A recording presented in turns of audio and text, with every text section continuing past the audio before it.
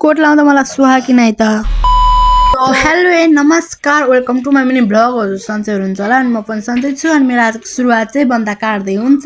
Finally बन्दा चाहिँ काटेर भइसक्यो। यता पनि भाइले चाहिँ रोटी खाँदैछ, अनि यता पनि मैले आगो बाल्दैछु। अनि आगो बालेर चाहिँ मैले एकछिन तापे आमा आउँछ अरे। अनि फाइनल्ली यता चाहिँ म कपाल कोर्दैछु। अनि आमा चाहिँ नारायण गरेर चाहिँ आइसक्नु भयो। अनि मैले चाहिँ पान थापेर अनि टाउकोमा अलिअलि छर्किँदैछु। अनि यता पनि भाइले पनि छर्किँदैछ। अनि यता भने आज पुलाउ खाने भनेर चाहिँ अनि यता चामल खनाउँदैछु। अनि मैले चाहिँ तल राखेँ। अनि पुलाउको बाख्ना अनि यस्तो मिठा थियो कि चामलको पहिले। अनि यता भने चाहिँ बहिनी पनि आइसकेकी थिइन्। अनि मैले चाहिँ चुकाउँदै लुकेर यता आउने मानिन। अनि मम पनि आइसक्नु भएको थियो। अनि ममलाई जाडो भएर नि त अनि आगो लाप्दै हुनुहुन्छ। अनि आमाले भने यता पुलाउ पनि बनाउँदै हुनुहुन्छ।